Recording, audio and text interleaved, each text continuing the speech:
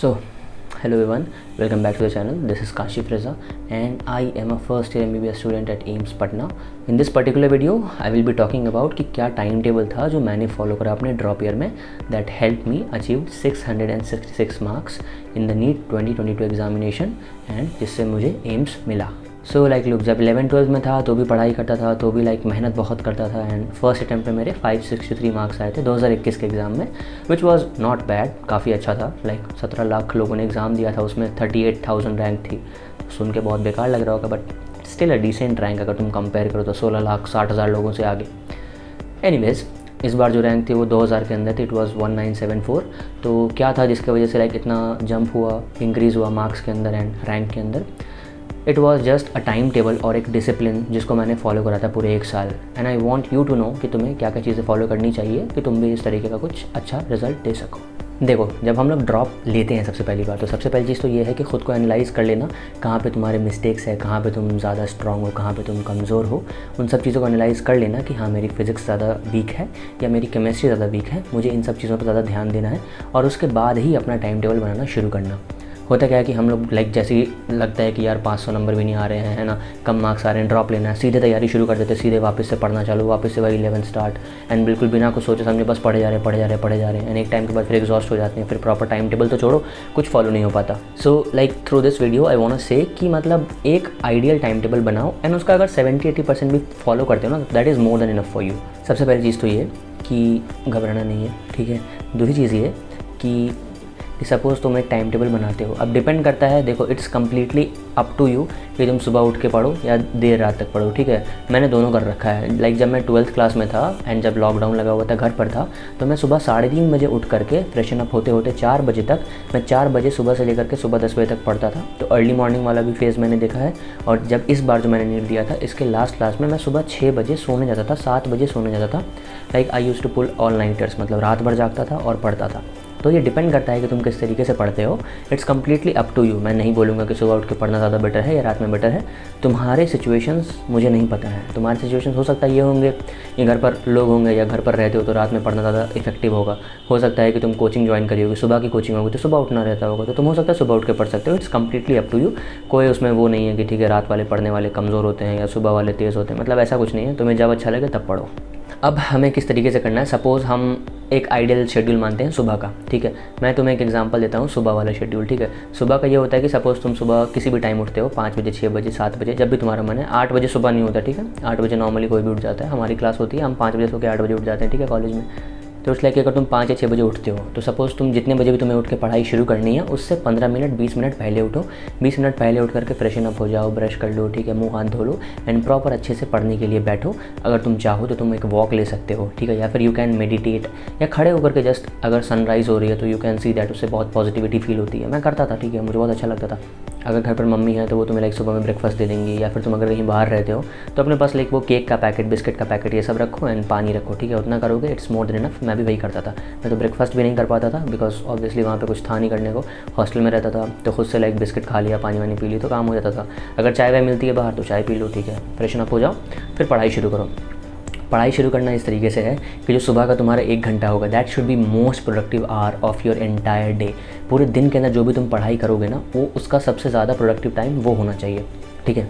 उस वक्त तुम जो भी चीज़ें पढ़ोगे सारा कुछ तुम्हारे दिमाग में जाएगा डायरेक्टली. तो वो चीज़ तुम्हें बहुत अच्छे से पढ़नी है. जो भी ऐसी चीज़ें हैं जो तुम्हें लगता है कि तुम भूल जाते हो या तुम्हें लगता है कि यार मैंने एक बार कहीं पे पढ़ा था बट मुझे चीज़ याद नहीं रहती है, तो वो चीज़ें सुबह पढ़ दो. जैसे कि इनऑर्गेनिक, जैसे कि बायोलॉजी के अंदर भी 2 टाइप के चैप्टर्स होते हैं. एक होता है तुम्हारा वोलेटाइल टॉपिक, एक होता है तुम्हारा कंसेप्चुअल टॉपिक. तो जो वोलेटाइल टॉपिक्स होते हैं ना, जो हमें भूल जाते हैं बार बार, जैसे मिनरल न्यूट्रिशन हो गया या फिर सपोज तुम्हारा एनाटॉमी के एग्जांपल्स हो गए, तो ऐसे ऐसे चैप्टर्स को तुम सुबह उठ करके एक बार जल्दी से रिवाइज कर लो.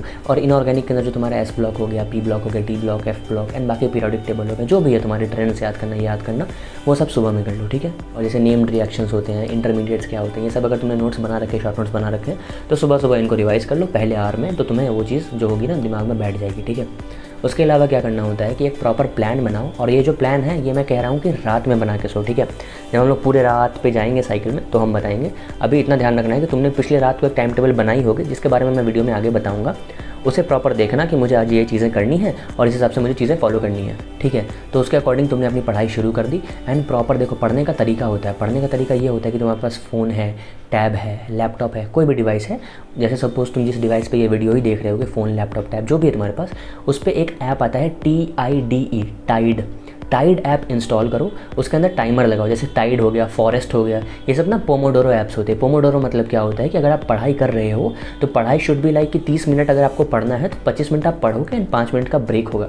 ब्रेक का ये मतलब नहीं कि ब्रेक में बैठ के रील्स देख रहे हैं। ब्रेक का मतलब होता है कि थोड़ी देर हेड डाउन कर लिया, वॉक कर लिया, पानी रिफ़िल कर लिया बॉटल को, है ना, या फिर जो पढ़ा है उसको एक बार पलट लिया, बैठ गए, थोड़ा सा ऊपर देख लिया, लाइक ब्रीदिंग एक्सरसाइज कर ली, कुछ भी कर लिया, ठीक है। बस ये कि स्क्रीन मत यूज़ करने लग जाना उस 5 मिनट के अंदर भी, ठीक है। किसी से बात करना वो सब कर लो, आगे फिर वापस आओ। तो मैंने ये 25 और 5 मिनट का जो रूल था 30 मिनट का, ये तो बहुत कम टाइम के लिए बताया है। तुम नीट की प्रिपरेशन कर रहे हो, तुम्हें 3 घंटा नॉन स्टॉप एग्जाम देना है, तो तुम अपने सिटिंग आवर्स को थोड़ा बढ़ाओ। मतलब ऐसा नहीं कि आधे घंटे बैठो, 25 मिनट बैठो। फोकस स्पैन जो होता है वो 25 मिनट होता है लाइक मिनिमम। तो इसलिए मतलब जो होता है ना, इसलिए हम लोग 25 और 5 का वो करते हैं, ठीक है। बट द थिंग इज़ ये कोशिश करो टाइमर को अपने इतना बढ़ाओ कि तुम 50 मिनट पढ़ो और 10 मिनट ब्रेक लो, यानी कि 1 घंटे के शेड्यूल को ऐसे यूज़ करो। तो ऐसे करते करते तुम अगर 1, 2, 3, सपोज तुम सुबह 7 बजे पढ़ाई शुरू करते हो तो 7 से 8, 8 से 9, 9 से 10, ऐसे करके तुमने पूरे दिन के 3 ऐसे स्लॉट्स निकाले। इन 3 स्लॉट्स में तुम 50 मिनट पढ़ोगे और 10 मिनट का ब्रेक लोगे। तो इन 3 घंटों के अंदर जो तुम्हारी इफेक्टिव पढ़ाई है वो 2.5 घंटे की होगी और उसके अंदर तुमने 30 मिनट का ब्रेक लिया और वो ब्रेक प्रॉपरली यूटिलाइज़ करो, आराम से चिल करो, ठीक है, लेट जाओ। बस यही चीज़ है कि रील्स मत चलाने लग जाना, शॉर्ट्स मत देखना। इससे क्या होता है कि तुम्हारे दिमाग के अंदर डोपामिन का स्पाइक बहुत तेज़ जाता है, फिर तुम्हें लगता है कि नहीं थोड़ा और देखते हैं, फिर वापस से कॉन्सेंट्रेट करने में दिक्कत आती है। So if you are preparing for NEET तो तुमने इस ऐप का नाम ऑब्वियसली सुना ही होगा most probably. This app is Memonit. इसके अंदर देखो बेसिकली क्या है, ये जो ऐप है ये कम्प्लीटली NCERT पर बेस्ड है। मतलब देखो बहुत सारे ऐप्स होते हैं जिसके ऊपर आप क्वेश्चन सॉल्व करते हो, बट इस ऐप के अंदर क्या खासियत है कि ये प्रॉपर 100% ये NCERT के ऊपर बेस्ड है। तो इसके अंदर जो भी क्वेश्चंस होते हैं, जो भी चीज़ें होती हैं, वो सारी NCERT से ही आती हैं। और इन दिन तुम्हें भी पता है एग्जाम में आना तो NCERT है, तो क्यों ना हम इस ऐप की हेल्प ले लें। इस ऐप के अंदर जो बेस्ट चीज़ ये है कि जैसे सपोज तुम कोई चीज़ गलत करते हो, कोई क्वेश्चन तुमने सॉल्व करा, हो सकता है तुमसे वो गलत हो गया, तो ये ऐप जो है ना तुम्हें वो चीज़ रिमाइंड करवाएगा कि लाइक पहले दिन पे कि देखो तुमने ये चीज़ गलत करी थी, तुम्हें इस क्वेश्चन को फिर से सॉल्व करना है।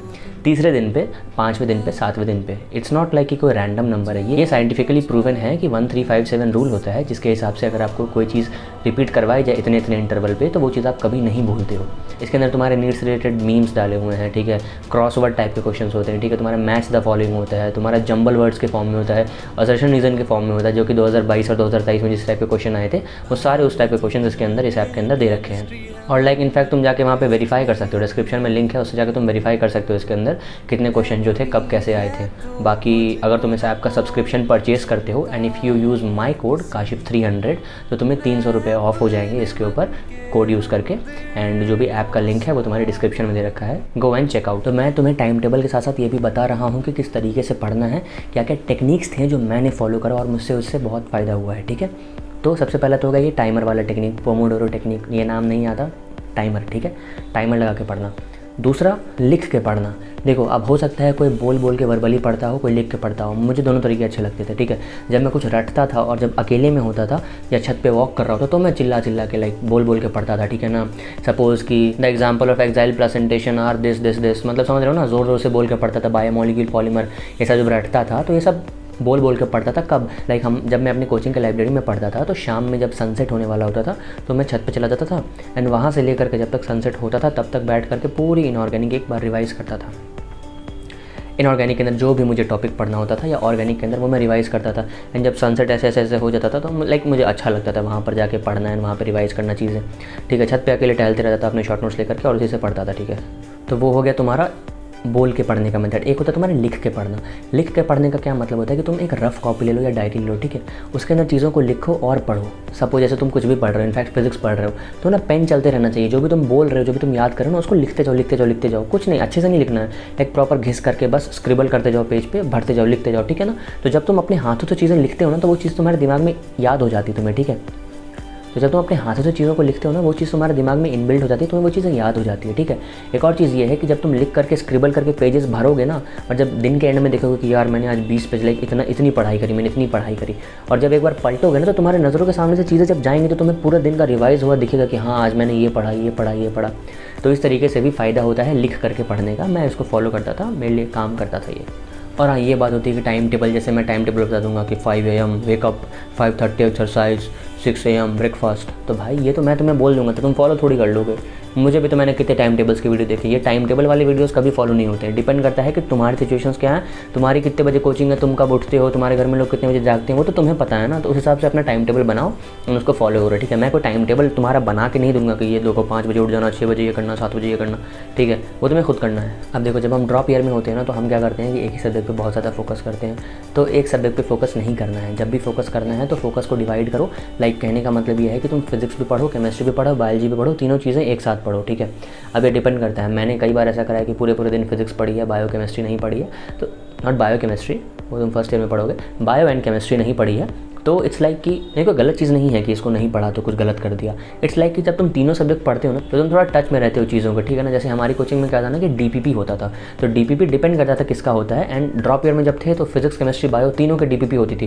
लाइक सपोज आज मुझे पढ़ाया गया फिजिक्स में लॉज ऑफ मोशन, केमिस्ट्री में पढ़ाया गया मुझे सपोज एटॉमिक स्ट्रक्चर, और तुम्हारे बायोलॉजी में पढ़ाया गया सपोज मुझे एनिमल किंगडम।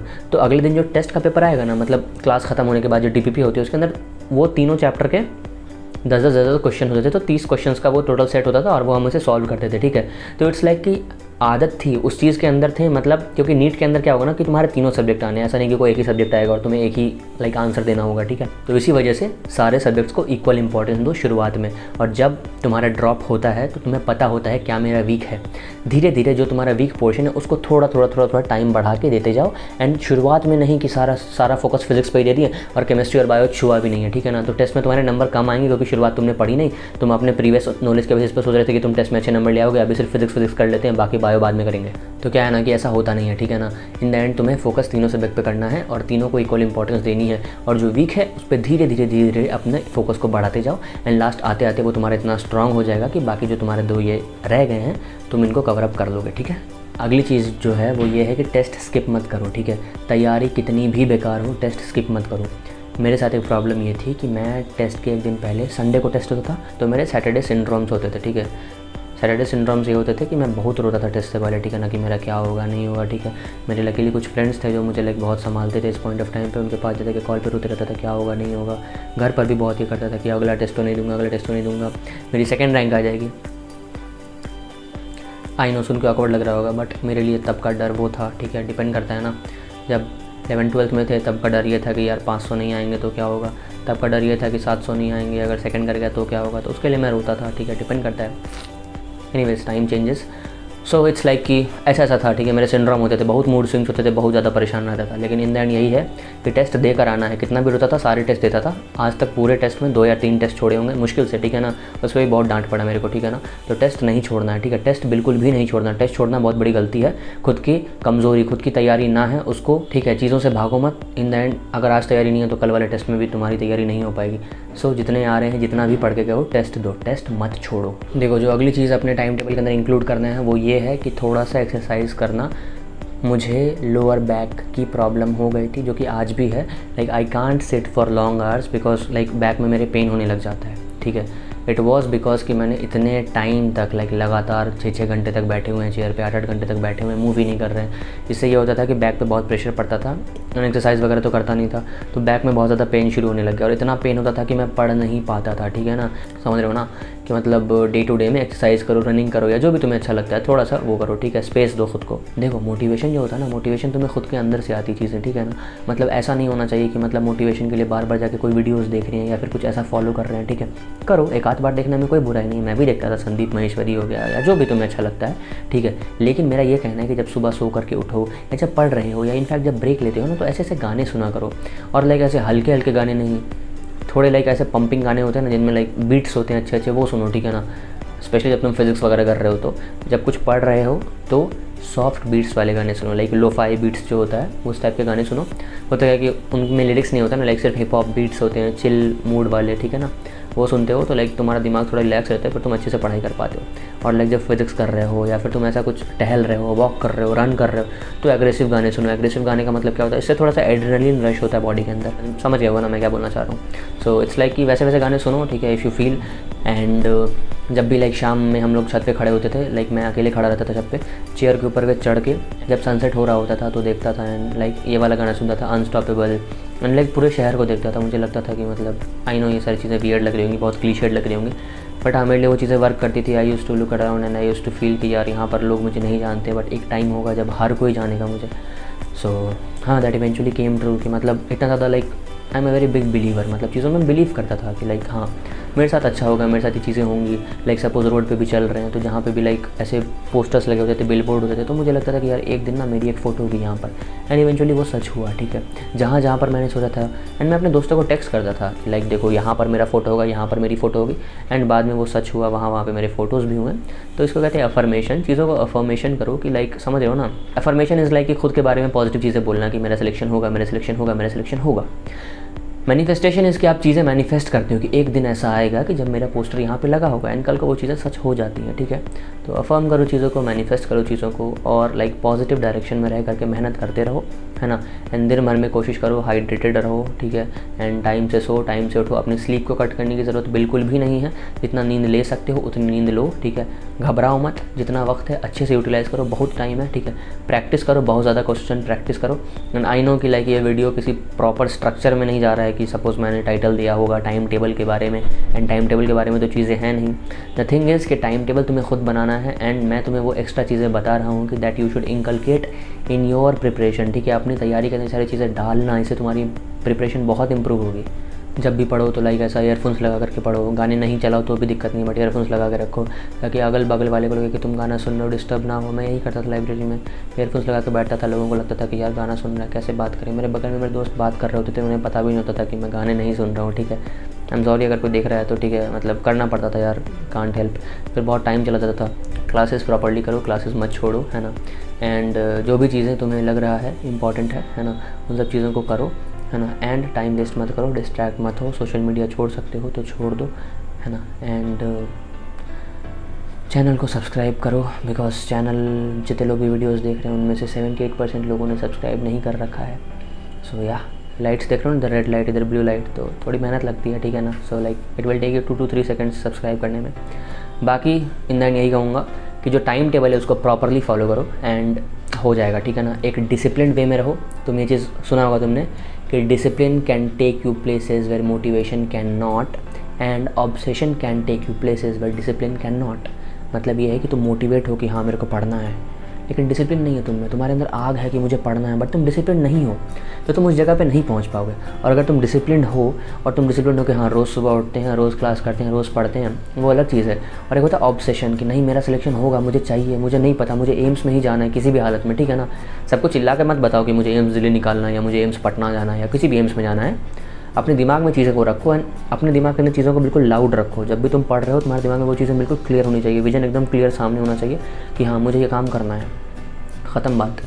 आज ये यूट्यूब वगैरह कुछ भी है, जो भी है ना, it's just because of obsession. मतलब ये ऑब्सेशन है कि मुझे कुछ करना है, तो बस उसी ऑब्सेशन को लेकर के चीज़ें कंटिन्यू कर रहे हैं आज भी, नीट निकालने के बाद भी, तो कुछ करने के बाद भी। सो इट्स लाइक कि लाइफ में कुछ भी होना, मोटिवेशन उससे ज़्यादा इम्पॉर्टेंट डिसिप्लिन, और उससे भी ज़्यादा important obsession. So stay obsessed with what you do, and in the end सब हो जाएगा। I will see you in the next video. तब तक के लिए take care and bye guys.